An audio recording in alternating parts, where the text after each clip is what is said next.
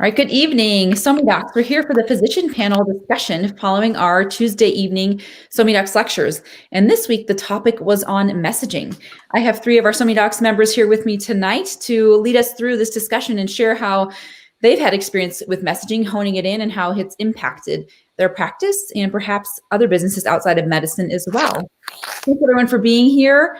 Tell the listeners where you are, your specialty, your niche perhaps, and what messaging has meant for you. David, would you like to get us started?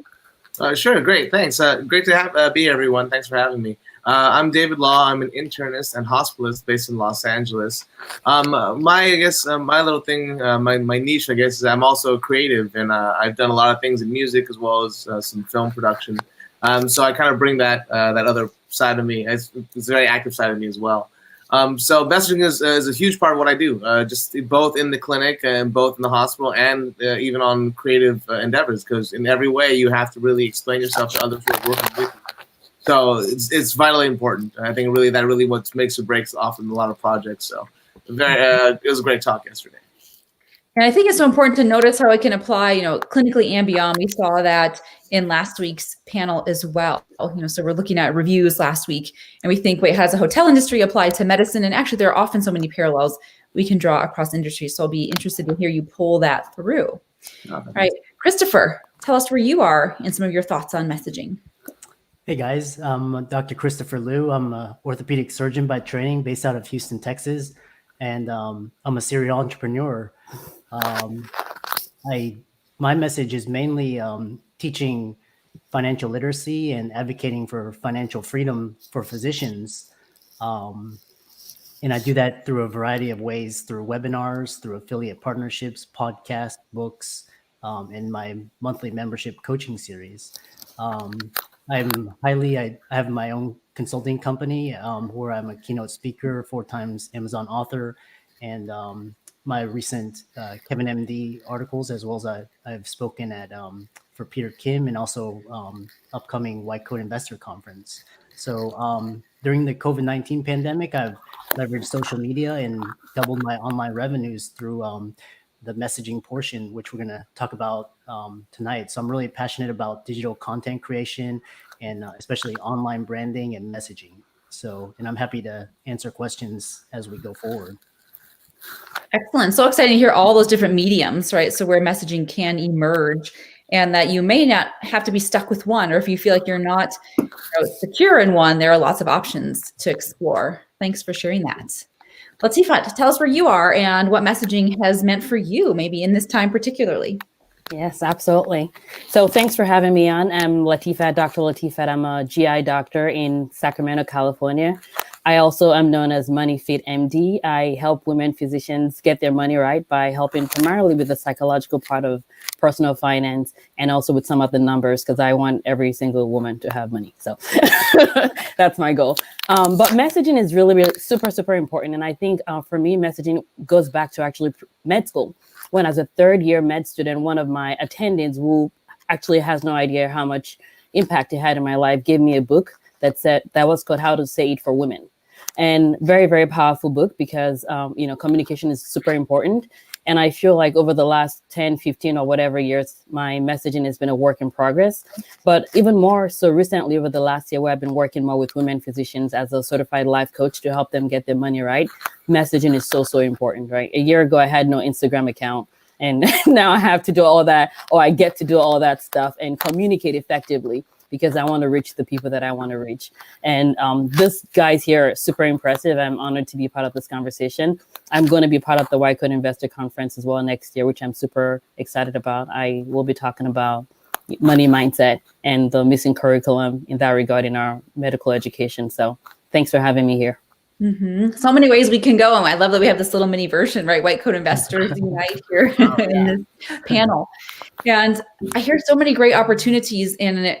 Let's look at that for a moment, Latifat, that you had that a seed could be planted even when we don't expect it. So we might think about intentional messaging, right? But you received this book and this, insight from a mentor that's carried you through for years beyond. Have you noticed that in ways for yourself or maybe, clinically or in your business where it might be subtle, right? The subtlety of messaging and how that can actually take hold. Have you noticed that? Absolutely, absolutely. I went to UCSF for med school, and honestly, the best part of my medical education was the communications part that I got taught there, because that, prevented me from killing some of my attendants on the wards. So, and that has split into how I teach medical students and residents that rotate with me clinically, because we need to learn how to communicate, not just peer to peer, but also with our patients. I have a subspecialty in inflammatory bowel diseases, but I also see a lot of patients with IBS. So communication is totally key, because they're coming to me clinically for those GI symptoms. Everyone's told them they're crazy, and I have to figure out a way to communicate with them, because it's not just about what I'm saying, but making sure that I'm actually heard. So having to frame it in that perspective, where I start from where they are, what we have in common, and then get to the place where I'm trying to communicate with them and maybe introduce something that may be new or never heard by them before, they're more likely to sort of get into that play and understand that they're not crazy. And the same applies in the business world, right? Where we talk to women physicians that have whatever issues, or physicians in general, and just starting from that place of commonality that, yes, money may be a problem, stress may be a problem, but this is how it's impacting other parts of your life. So absolutely 100%. So powerful. Christopher, how about with you? You mentioned all those mediums you're using. Where do you see the subtlety of messaging, right? Where you might not even expect that you're having influence or being influenced by someone by what they're saying. What do you have to say for that?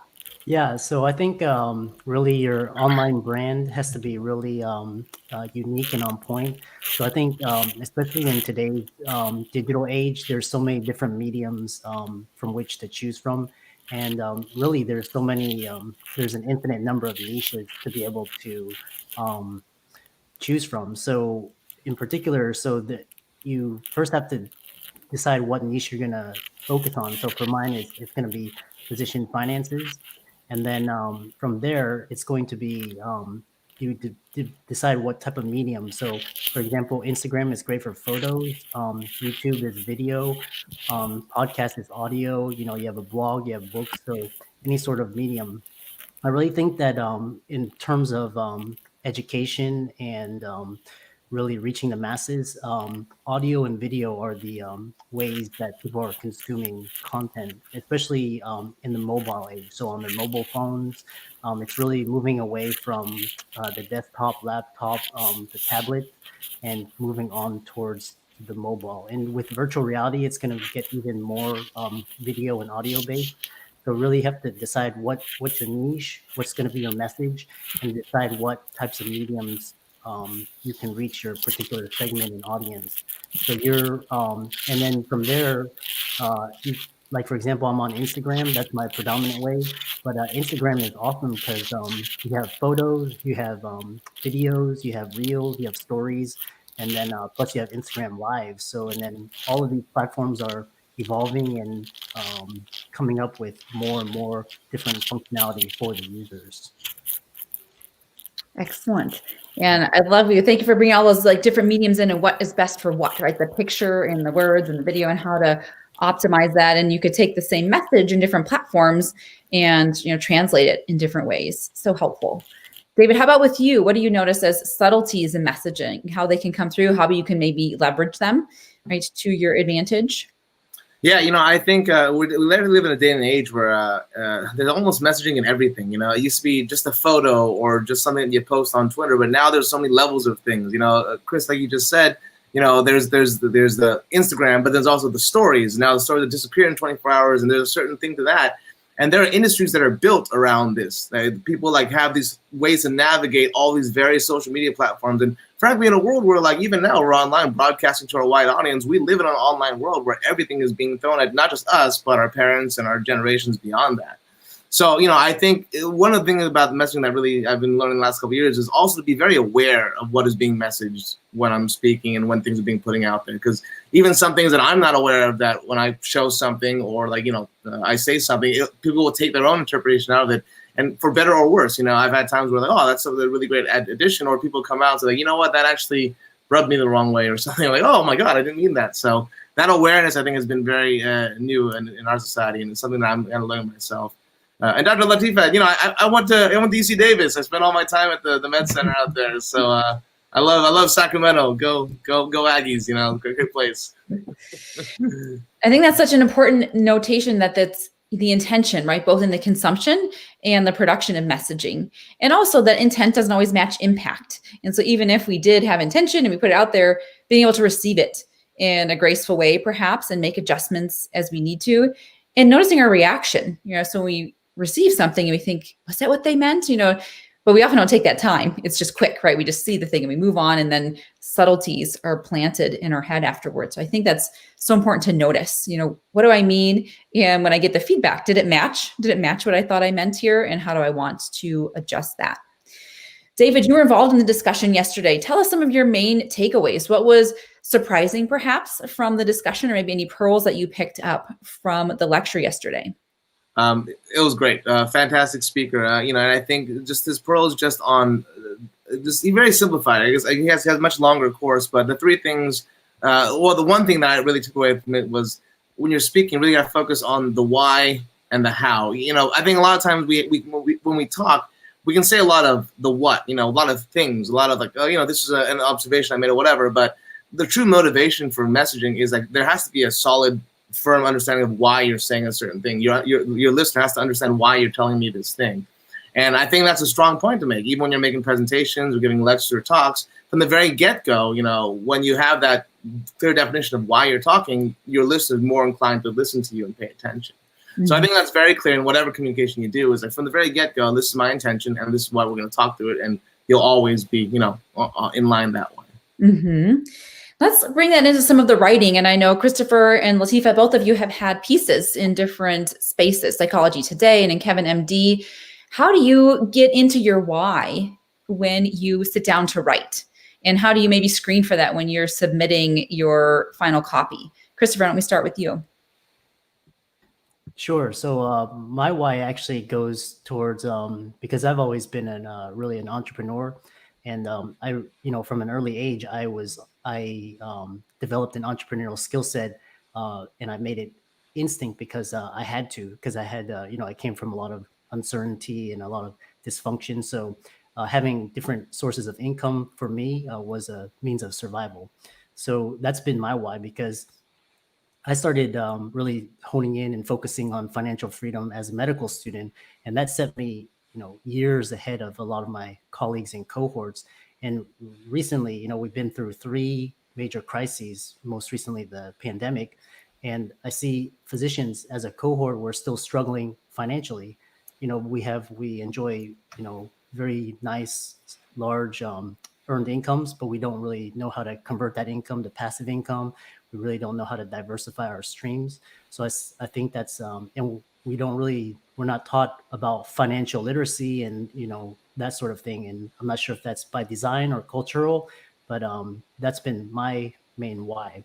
So in really the COVID-19 pandemic was a catalyst, because it would just inspire me to write about the importance of financial freedom, financial literacy, and really to open physicians' eyes that job stability doesn't exist anymore.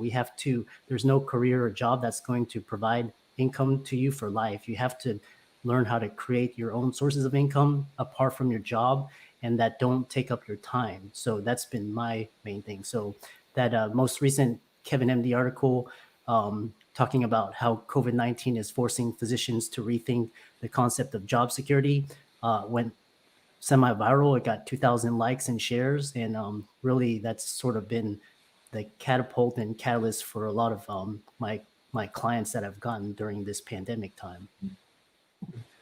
Yeah, and that writing from knowing, right, from having had the experience, from wanting to maybe save others or prevent them from having to go through what you did, can be so powerful, and that will resonate through in hearing that and how you shared that article and how it was received, right? So when we speak from that authentic self, it resonates with people. And this is the natural baton passed here. So Latifat, you could take it from both your angles, right? And I know you've written from the GI perspective and the financial perspective. And how do you get into the why?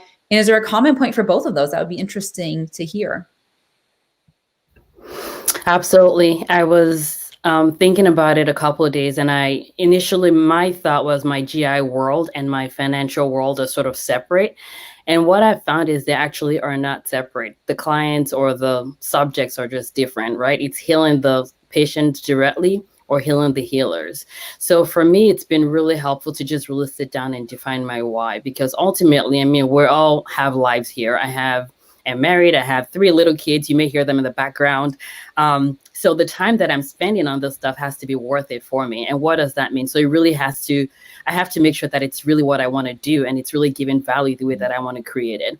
However, I also make sure I realize that I have an experience, just like, Christopher said, we all bring different things to the table. We all have different stories. Each story is going to attract people that identify with that. And my story will identify with those that are, have the history or whatever it is they have in commonality with me. But the important thing is understanding that I just want to get the word out there. And it's not for me to completely determine how it's received. It's for me to just do my best to make it me, right? And people are going to hate that. People are going to love that. And that's completely okay, right? I always tell people love is not negotiable. I do everything I do out of love. So as long as I'm putting that out there, however you receive it, I'm sorry if it offends you, but it's who I am. So that is something that's super important to me.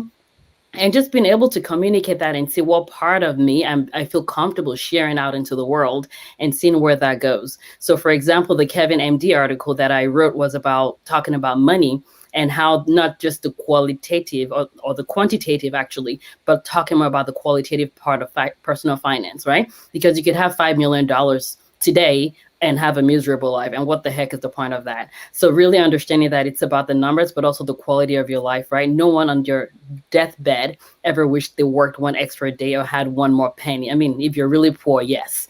However, for most of us physicians, we're not going to wish we had more money. We're going to wish that we spent our lives in a way that's in line with our values. And that's what I hope that more of us will start to think about, because I joke about this. I say you don't want to be the doctor around you in your walker in the hospital. And, that's sort of like an extreme. But at the end of the day, you also don't want to live your life in a way that's not in line with your value. You don't want to, be I don't want to call it like a prisoner to admin, but truly just practicing medicine, not because you have to, but because you want to. And my thing is, when we as physicians are able to get to that place, we not only win, our patients win, right? Because we love what we do. We're not just showing up to work because we need a paycheck. So for me, the quantitative part is important. The qualitative part is also important. And that's what I hope to bring to everybody, that you don't need to be you don't need to have 20 million. You can have it if you want to. However, quality of life, living the rich life is important to me. Mm-hmm. I love that. And so allowing yourself to be in your messaging, that's vulnerable, right? When it's really you in there, but people engage with that. And that brings us into the audience concept. So does your messaging create your audience? Do you find your audience and craft the messaging accordingly? We've heard some different perceptions and iterations there. David, I wonder what comes up for you with that. How are you finding your audience? How is your audience finding you with your messaging? Yeah, I think it's one of those things. Yeah, you have to be receptive on both ways. I think when you speak the right message to the wrong audience, no matter how good your message is, it's not going to be heard. So, I think this comes right down to residency. You remember when you're your first year intern, you're running around the wards, you have all these patients up and down, and some of them don't even speak your language. One of the things that you learn really quick as an intern is that, listen, I got to communicate with this person to get this done. I have to talk to the family to get this done or whatever, And it becomes one of those things that, it serves you well to get through the night and get through the call and whatever. But at the same time, it's a lesson for life that no matter who you're talking to, you got to make sure your message resonates with them if you want it to have that impact. And it can be something as subtle from like, when I speak to doctors, I speak a certain way, and I can speak in medical terms and relate them that way. But when I speak to my creative friends and I do creative projects, it's more about like, well, like how can I talk to them? How can I talk about the inspiration and, the overall artistic picture of it? Okay, then great, get to work. Let's do this and whatever else. But it's definitely about catering it so that your message is most impactful. It can't be the same message all the way around. I feel like you do have to adjust it subtly to make it receptive to your audience. Bring that through. I love that. And how about for you, Christopher? 4 books on Amazon, and you're lecturing these different spaces, and we can hear some of who your audience might be. How do you find that? And do you continue to hone it as you go, right? Do you have the idea, or did the audience say, this, I need you, I'm here, speak to me? Yeah, I think it goes both ways. For me, I actually just started out, first of all, writing, because that was the medium that I started out in. And writing was a little bit harder because you can start out with either blogging or other forms of books. Books take a long time to write and publish. So then I started to transition into more leverageable online forms. So for me, it was just always, if I got my message out there, the audience would find me. And it's just a matter of going on to the different platforms. And if you write something that is highly impactful, very creative, insightful, very engaging, funny, shows your personality, along with delivering very informative, educational, high value content, the audience will follow you. So and there's different audiences on different platforms. So for example, Instagram now is a bit of the younger, but now it's becoming more mainstream. Facebook is great for groups and great for interacting and talking and chatting and things. So for me, my main thing is I use Instagram for marketing, and it's just like I said, if you're consistent and you're creating very highly engaging quality content, they will find you.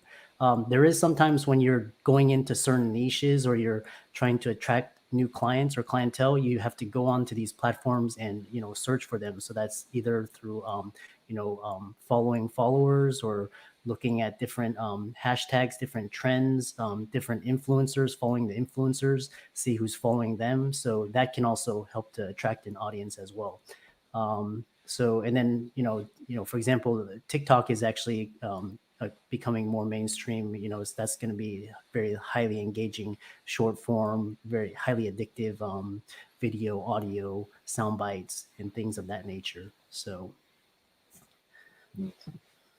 And knowing that and watching the evolution and here and there, right, there's a lot of research involved. So you're looking to find where your people might be, where you might be best suited, what language to take into each of those. And so this is, right, very mindful and intentional practice to be effective with messaging.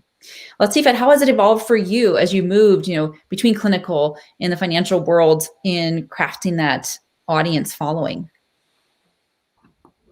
I think for me, it's been recognizing that I don't actually need everybody to follow me. I just need the right people to follow me. I just want my people to follow me. And if your people follow you, they will find more of your people to follow you, right? So for me, I just sort of always have that vision of who am I trying to serve? Who is that woman physician? What is she thinking right now? Where is she? What space is she in? And my goal is to reach her where she is. So if I make a video and it only has like 70 views, that's fine with me, because guess what? 70 of my audience just found out about me, and they're going to tell their sisters that are in medicine and, and the people that need to reach me. But one thing I wanted to also point out is the fact that we have to be very careful about doing what feels comfortable to us, because a lot of times, especially if you're starting out, all right, I'm just going to be honest with you guys. So I hate writing and I also hated making videos when I first started. And I make videos now. I do vlogs. And it's always funny because when I started, I truly, truly did not like it. So if I started out by just saying, what do I like? I would just do like podcast or audio, and that would be the end of it.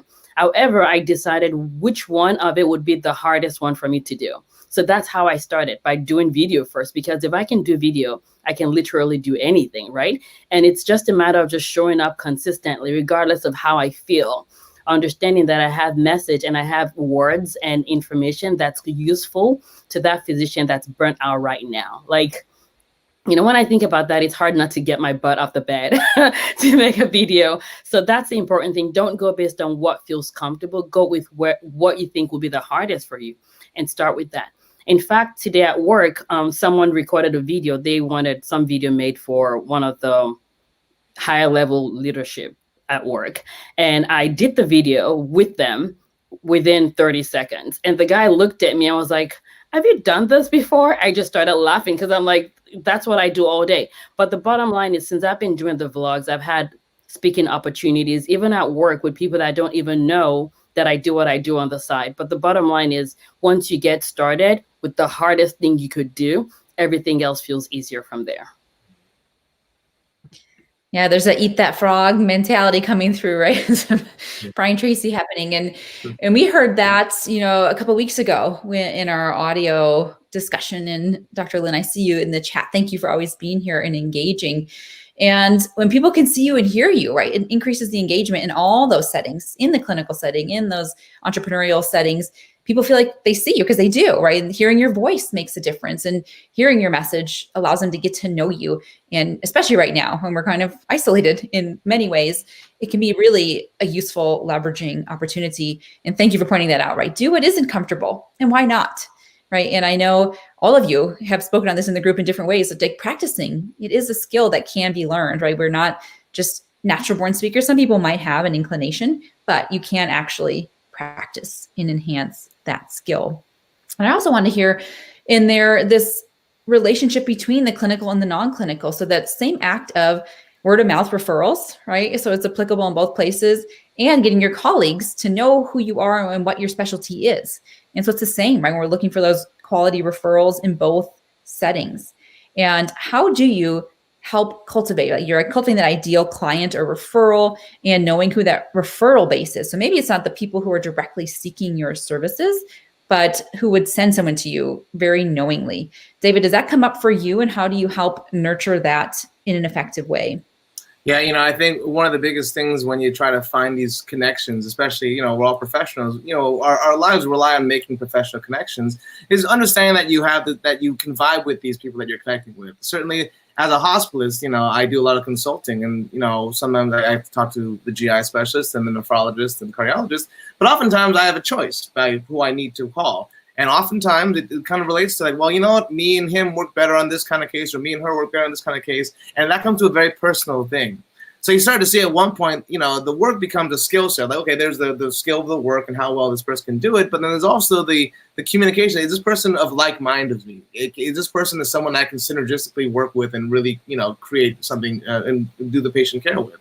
And I think that's huge. I think when for me in my practice over the years, you kind of build this community, and it's not just about working together. It's also about when you're not working together, when you're having, before this, lunch in the cafeteria, or when you have holiday parties, these people not only after a time not become colleagues, they're also friends and acquaintances. They're people that you see outside. So I think that's important, and that's something that it takes a lifetime, because one bad apple can also ruin the bunch. So you have to watch out for those who don't bring that energy to your space. But I think if you get the right mix right, you'll have a good result. And Christopher, I'd love to hear from you on either of those, but the practicing, because I know you're helping lead physicians to gain some of these skills, and also in that collegiality in networking, because you're doing so in some really creative ways in the time, right, of the online world taking a dominant space in our social lives. Mm-hmm. It's really interesting because a lot of my business success and a lot of my clients over the last year or two have mostly been through digital contact. So either through LinkedIn or social media. They found me on social media, Facebook, and it's been really interesting because the nature of the relationship has changed, because you're moving from a person to person to a more virtual digital realms. So and I think that's the way the space is going to evolve. I still think that, especially for medicine and for a lot of personal business and services that are focused on that sort of thing, you still need that personal human touch. So once this pandemic is over, I really advocate going to conferences, especially for the networking side, not just for the education, but a lot of the speaking engagements, a lot of the in-person type business meetings, those sort of things happen face to face, because people do work with and do business who they know, like, and trust. So if you add that personal connection to the digital connection, you'll be that much more powerful.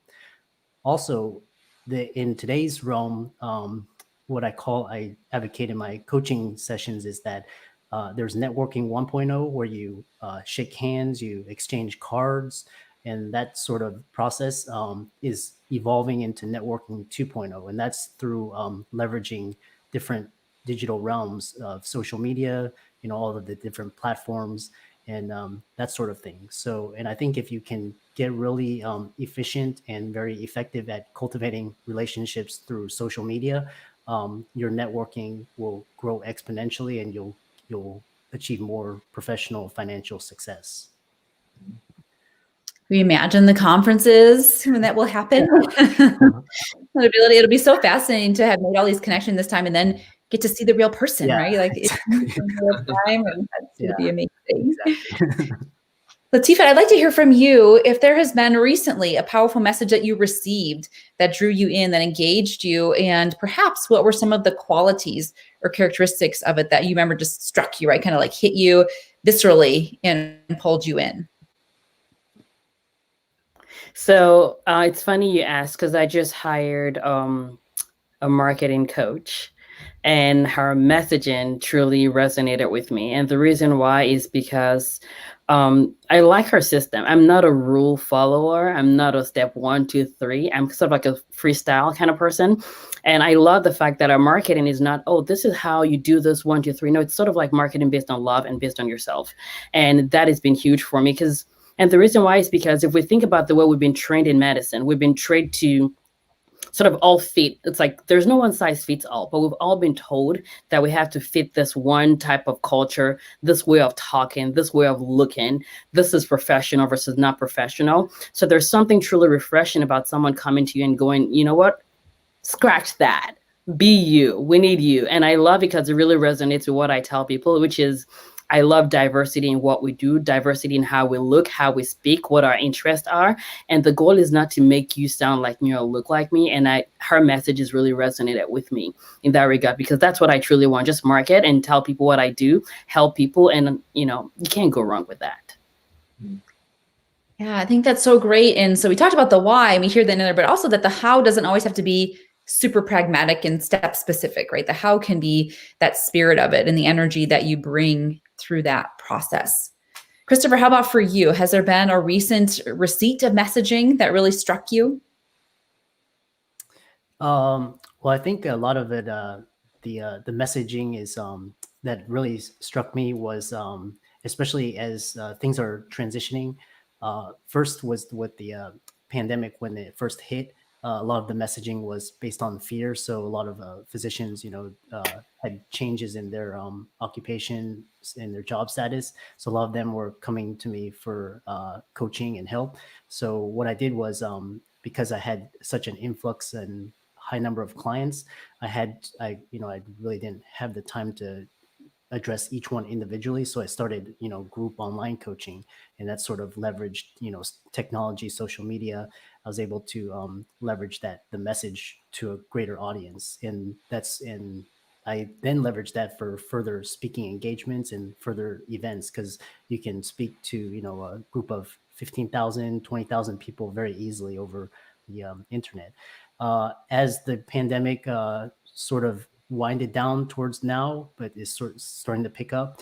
Now a lot of the messaging is more of what's the next step, what's in store for 2021, how can I best prepare, what are the implications of a vaccine, when is this going to happen, and that sort of thing. So and really a lot of the physicians are very, I've gotten the message of, very grateful, for all of the coaches and, all of the influencers and all of the people that are making a difference in creating content and making an impact. And meeting those emotions where they are, right? So maybe not wanting to stay in fear, but not having to skip it, so say, I see where you are, I hear that, and let's start there. And I think the group could be so powerful because in isolation, we probably think it's just me, right? I'm the only one panicking. Everybody else has got it together. They're fine. They have a plan. And putting it into the group and normalizing it is really powerful, not only for your message to be received, for them to hear from each other. Oh, right. It's not just me. And perhaps then we can make that shift forward together, right? Still, fear might be there some, but it might not be the primary driver in that space. David, for you, any powerful messaging you've received recently and maybe the impact that it's had?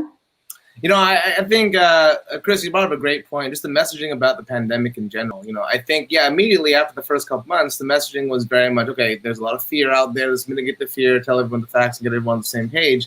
But, even for us, because I do a lot of admin work in my job, I oversee some clinics, but I'm seeing now the way that you present the message is actually very delicate these days, because it has suddenly become a very sensitive issue for people.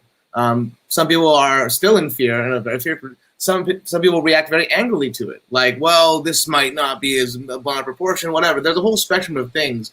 And I think one of the challenges that I had is being able to tell that one point and try to get a message safely out there, but also being sensitive to how some people might react a little more volatile to it as well. In our group, we've done a lot of media sharing. We've done a lot of social media outreach. We've done a lot of phone calls. We've had some of our docs reach out to other high-risk patients who may be home alone, maybe just check on the medical issues, but more importantly, just to have some FaceTime with them and see how they're doing. Because certainly on top of all of this, now we're into the holidays where naturally we have this influx of complex emotions and, complex situations that, can be very devastating for some people. So, yeah, it's a very odd time, especially with all this messaging, what you think would be just of course, wear a mask and everyone, the pandemic will go away, suddenly has become a very sensitive topic that you can't, I think, the way that we present it, there's ways that people receive it a lot better if you know your audience and know how to frame it a certain way. Yeah, and being willing to accept a little bit of delayed feedback, right? Especially if it is a video medium and you don't know till later when you get that feedback. And so we hone it as best we can and then make adjustments accordingly. David, you mentioned 3, right? So we got the how and the why piece. The other 2, which of the other 2 from yesterday, pearls, would you like to move toward next? I like on a very practical level that he was very good. Is like, so in my job right now, I'm doing a lot of speaking, a lot of presentations, and often I have to talk for an extended amount of time, 30, 40 minutes with slides and so forth. But sometimes, in the same way that you have to have a purpose, laying this landmark for how you structure your talk, how you structure your lecture series, it's like a movie. It's like you have to have a beginning, a hook, a middle, and a logical ending that goes to the end. And I think, one of the things that he said in the talk yesterday that I really loved was that everything that you should be able to say in an hour, you should be able to say very clearly in 3 minutes. If you can't give me the 3-minute version, you cannot say an hour clearly because you're going to get lost in the middle and be everywhere. So I think that was a good way to really frame it in the way that, hey, listen, okay, I have this great concept for a presentation or a movie or a story or whatever, but I have the 3 minutes. If I have to say the beginning, middle, and end in 3 minutes, if I don't have that concretely and I can just start it off, then I have to do some work and really make that tight before I can deliver it to a group. Mm-hmm. And I think about that, I'm working with a virtual rotation for medical students, and sometimes I'll get a 10-page, document when they're bringing me a case, and then I'll get the 1-pager, and the 1-pagers, quite frankly, often be quite powerful. And we think sometimes it's the volume that counts, but if you can get your points across, right, it's okay. And I love that then you can fill in the flowery, exciting details, but you got to have those key features in there. And I love that it gives a framework, right? So it doesn't say everybody has to do the same thing every time, but the milestones, right, are consistent for effective messaging. Do you notice that, Chris? And then when you're coming through some of your work, how you choose that? What's my concise version? What's my lengthy version? And I have your books, fantastic, super helpful. And they are toward, right, the more concise side, but powerful. And there, every word counts, right? When you're using shorter copy, it's like, boom, there's a high concentration in each and every component. Yeah, I think as physicians, we're taught to be, short, concise, to the point, either in our verbal communication and our writing. As a entrepreneur and as a content creator, I think you have to have 2 things. One is you have to be able to, be able to speak for, an hour and, prepare for that type of content, the backstory, and all that. But you also have to be able to have a 1 minute, 2 minute pitch so that you can say things very shortly and succinctly. It really depends on the situation, the type of environment, the type of medium. So for example, like YouTube, you can, an hour hour video, you can say whatever. For TikTok, 15 seconds, that's sort of you also have to gauge, the attention span of your audience. So, in this day and age where with cell phones, we know our attention spans are very, very short. So I think you have to be able to create and tailor content for all different types of platforms, mediums, different clients, and also as well as different formats and different attention spans. Yeah, and Latifat, I wonder for you with the vlogs, if you're following a similar format, that open, middle, close, and even for that really effective, efficient video you made today clinically, and if that's helped support you in being consistent and effective with your messaging. Absolutely. For my videos, I'm more of a short and straight to the point. But so for me, I've had to actually learn how to sit down there and just let it marinate and tell the story. Because I'm a very efficient person. So the fact that I have to sit down for more than 5 minutes talking about the same thing, I'm having to bring more storytelling. And that's why I mean by you have to just learn what is you, learn what you want to be, and grow into that. Right. But yeah, the formats are essentially the same thing. You want to try and find ways you can grab the attention of your audience within the first couple of minutes. And that can be through storytelling, which I know Amelia loves. Or it could also be through sharing things like data and statistics. But ultimately, I try to remind myself that I have probably about 10 or 15 seconds for this person to decide whether they're going to stick or scroll, right? And then I have to remind myself, well, if they're going to scroll, that's okay. They probably don't need my message anyway. So it's finding that balance between reaching the new audience versus like feeding your chronic people that are coming to get what they know you're going to deliver. I love that. You got to put the hook in, but you don't have to jump in and like put them onto the hook, when you're doing that. And that precision, I just had the opportunity to give a testimonial, my story of sorts, in the Entre MD Business School Expo recently. And we did practice videos. And if you ever worked with Dr. Uni, you can imagine there's practicing involved in messaging. And I told it a few times, in the first couple, it was fine, right? It was there, but it was just kind of the middle, right? It's a lot of middle without a lot of the pizzazz. And so shifting that and really thinking like, what would I want to hear? And I might like my story a whole lot, and those details mean something to me, but do they mean something to the audience? And so when we make it personal, like what personal actually will relate to these people who are receiving the message? I love that. David, number 3. You get the moment, right? You get to finish the trifecta. Is there still a third that's intriguing? It's funny because you actually just started on the last part, which is have a hook. That was the last point yesterday. And I think, and Dr. Latifat, you said the thing perfectly. We're living in a society now that things are not just 3 minutes or 30 minutes. Now there's like literally on the online scrolls, 30 seconds, 15 seconds. I think about those YouTube ads that come in between videos. They literally are like 15 to 20 seconds long. But now there's almost an art form to making those 20 seconds like impactful. Like, hey, show Ryan Reynolds, then show Rick Moranis, and then you show some novelty, and then all of a sudden plug the vodka, and then that's it. And then before you know it, you've had the whole message in 20 seconds, right? So that's essentially what I see now. And like having the hook, I think now that you have such a little time, figuring out what that hook is a little different now. Now it might be getting a celebrity to put his face on your vlog real quick. Oh my God, and everyone sees that. But it might be something else, too. So I think that's the kind of evolution that we're coming to in the messaging. I know. Can you imagine there was a time commercials really did last for like 2 minutes? We paid attention to the whole thing. I just remember Clydesdales. That's the commercials of the days of yore. Yeah. Chris, how does the hook come into play for you when you're working on your messaging? Sorry, I missed the question. Like, how do you cultivate that? And have you found, or maybe if you want to share some secret sauce, what has been your most powerful one? So, like, for example, hooks. So one is the thumbnail. So thumbnails, like images, highly engaging images. So it could be a celebrity. It could be could be the headline, a really catchy headline. You also have to consider colors as well, like the font color, the background, all of those sort of things. And there's actually a lot of courses that go into how to create engaging social media, and that's also an art form. So one is those are hooks. The other thing is a lot of movement. So you can really start the video or the with movement, and that'll help as well. Also, in terms of just video sound quality, you can purchase a microphone, O-ring for better lighting.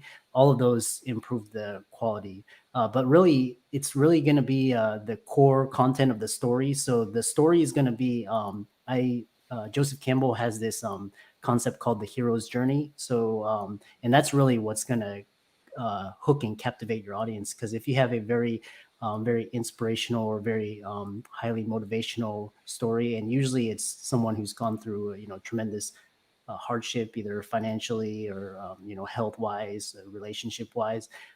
Those are the types of stories that you can use to hook and captivate your audience. So if you combine a very strong background story with a lot of these cutting edge social media techniques, you can hook them very quickly in the first 5 to 10 seconds, and then you engage them with the content. So really, I like to give information and education. Some of the other influencers out there, they do it through comedies, different their personalities.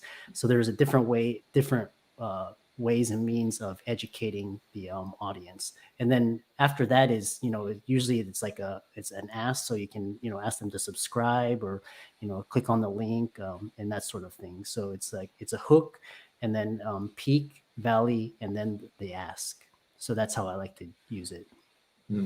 Excellent. And I love those layers in there as well. So the content, of course, counts, but ways, right, to attract the attention. I think about, like the bee to the flower. You want some color in there and you want that movement. And interesting for me, maybe I'll combine my exercise videos with my Facebook lives and see if my viewership increases. Yeah. SoMeDocs is putting together a how-to series for Instagram. So that's available. And check that out on the members page as well to really give you those tips, tricks, skills to up-level your game. Latifat, how about for you? What is your most powerful hook? I think, like Chris said, the story is is really the catchy part of it. And sometimes I forget that when I'm so excited about what I'm about to talk about.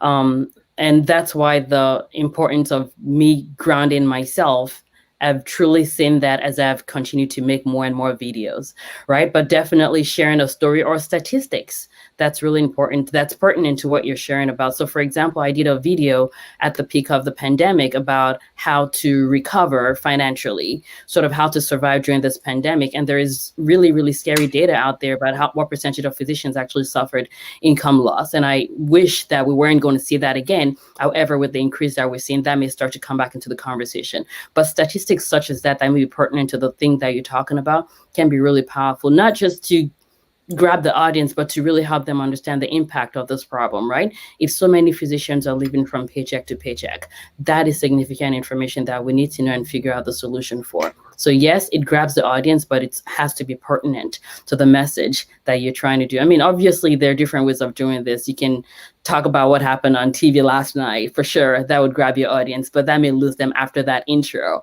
So you have to figure out what is your goal for this recording you're trying to do. And like Chris said, having some sort of call to action or next steps for the audience. If you want to learn more, this is where you go. If you need help with this is how to reach me. If you need to take next steps, this is what you can do, or this is another video that I'd like to watch that has more information, because ultimately making sure whatever it is you're producing is not too long is really, really important, because there's only so much people can sit down and watch or listen to at the same time. So making it short, not too short, but short enough that someone with a short attention span can still get something out of it and either log off or go to your next step, which would be another video or audio, whatever platform you're using to create that. It's such a helpful concept to say it can be self-contained, right? You can get what you need to from this. And for those who are ready to sit, and say next video, I'm still watching, you have the next steps available for them there. And in there, I hear too, that informational versus inspirational. And then I've also heard that transformational. And so knowing your intention, and all of those are great, right? There's learning to be done in each form, but maybe noticing what you're in, because sometimes you try to force the opposite one with the information that you have, it can feel awkward. And you might combine them, right? Like you said, you have these statistics and let me tell you my story, why this means something to me and can mean something to you. And balancing those, I think, is so key. And getting out of teacher mode sometimes. I'll do that too. I'll be in a Facebook Live and let me just tell you. And I'm like, oh, you don't want these data. Like, let's back up and let me have you come with me, right? That hero's journey, like Chris highlighted. You want to be in this too, right? It's not just me passing on this information. It's taking you into that space. Thank you all for those illustrations. We're coming up to the last 10 minutes, and I want to make sure you're all staying with us on the eve of Thanksgiving for those who are honoring that tomorrow. And I want to make sure everyone knows where to find you, and certainly in SoMeDocs, but your social media handles, your websites, what would be of interest for someone to find you to work with you, and then perhaps some closing remarks on messaging as we go around. And David, we'll come back to you. You've been a great leader through the discussion so far. Thank you so much. So thanks again for being on the panel. You guys are all great. Great meeting you all virtually. Too bad we can't all like have a drink together somewhere. But yeah, I'm here in Los Angeles. I'm a hospital physician. But my other big thing is I'm a creative. And again, I have me and my crew at home. We've created 2 short films. The last one, Code, just won Best Cast Ensemble at the Utah Film Festival last week. So we're very excited about that.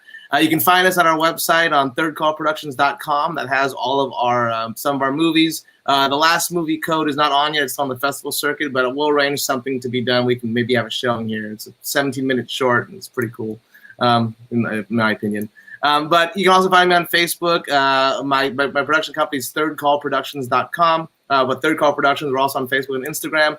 And then our movies have each their Facebook pages, Code and The Uppermost. You can find them as well.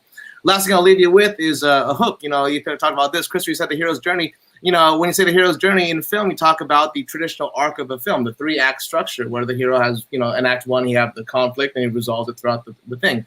Hero's journey is classically the Luke Skywalker saga or the Michael Corleone, The Godfather, how they have that big obstacle they overcome. And so when you plan a movie, you think about that act structure. The short or long movie, your character has to go through those progressions. And I'll leave you with the hook for our movie, because when we were trying to get funding for it, we had to go and ask and pitch it around and draw storyboards. My co-director, Aaron, is a beautiful artist, and he drew these great storyboards for everything.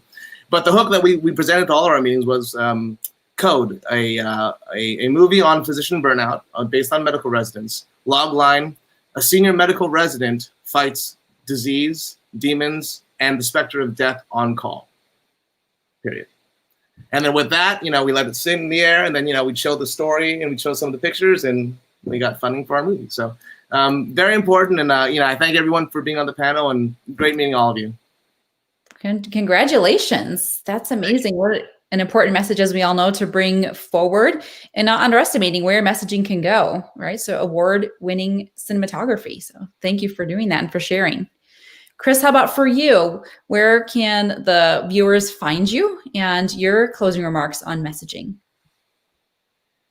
Sure. So I'm really, you can find me on Instagram. So my Instagram handle is at Dr. Chris Liu, MD, PhD. You know, apart from there, you can find me on YouTube as well. I have my YouTube channel. Just type in Christopher H. Liu, MD, PhD. I'm on Twitter. My handle's on Twitter as well. Facebook, I'm Christopher Liu. I have my own business page as well, and also on LinkedIn as well. So you can find me through any of those mediums. I check, you know, those, you know, constantly throughout the day. And then from there, if you want to email me, my email is christopherliu.md.phd@gmail.com, and I'm highly responsive. So if you're, the other thing is you can also, my 4 books are on Amazon. So regarding the hero's journey, I have my autobiography, you know, from orthopedic surgeon to entrepreneur, and now public figure and influencer. So if you're really interested in a very inspirational and highly motivating journey, you know, with the holidays now, we have a lot of time, so you can check me out on Amazon as well. And then from there, I host monthly membership mastermind series for physicians serious about financial freedom and financial education, ranging from public speaking to consulting to writing. And I have one for short-term rentals as well. So, just contact me, and I'm highly responsive. My final message on messaging is I've really enjoyed this panel. I've learned a lot from all of the panelists, and I've really enjoyed giving back and contributing my ideas. So really, your messaging, really, everybody has a message, and don't try and copy someone else's. Just stick to your message. There's going to be a market for everybody. So everybody has their own story. They have their own message. They have their own medium. They have their own strategies and tactics. So just continue to really just create content daily, be consistent, and your audience will find you. Thank you for that. Bringing the abundance mindset in, so important. And there is only one you, right? And it's okay to be you in that space. Thank you for that. All right, Latifat, we're going to close it out, and we'll get you to your next festivity. Yes.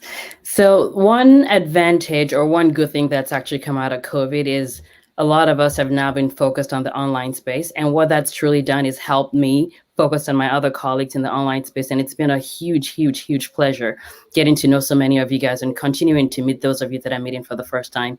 And let me know, David, if you're trying to hire someone to show in your movie. I may be looking for you. But for those that no, that's pretty impressive. I'm very impressed by what you both are doing. Actually, all three of you guys are doing.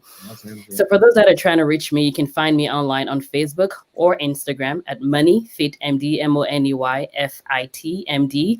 And what I do is I'm a certified life coach. So I do work with women physicians to help them go from financially overwhelmed to financially confident. And I do that by helping walk you through the psychological part of finance and also sort of just trying to get yourself out of the way so you can actually make money and live a life that's in line with your values. And because my thing is this, listen, we are physicians, we are hardworking.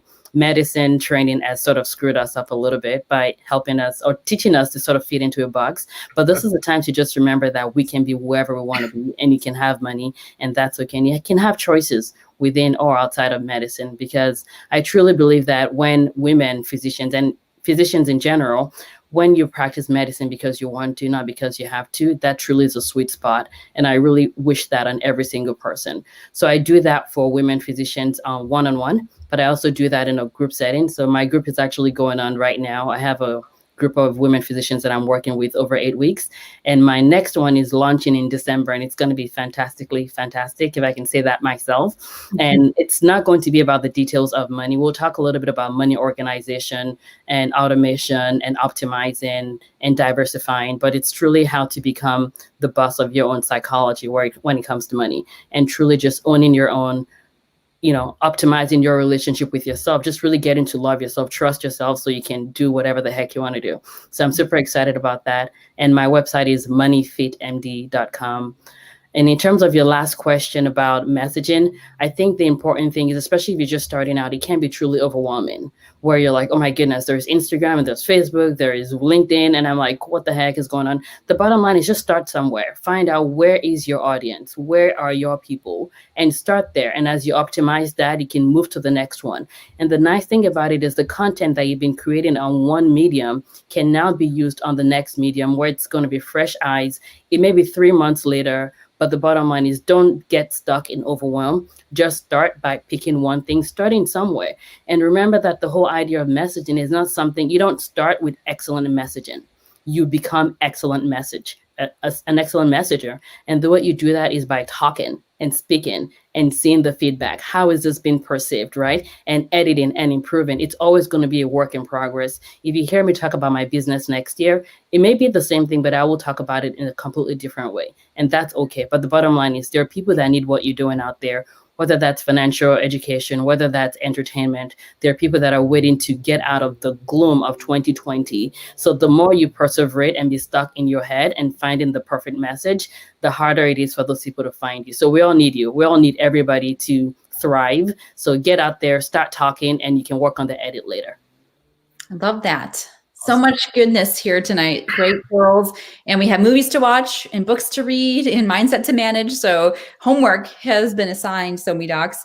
I'm Dr. Amelia Bueche. You can find me at This Osteopathic Life on Facebook or website. And I coach for the health of all things, and messaging is the key way to get there. And so I thank you all for sharing with me, sharing your time with the audience, and hope we'll continue the conversation again. Yay. Happy Thanksgiving. All right, bye, everybody. Yeah. Bye.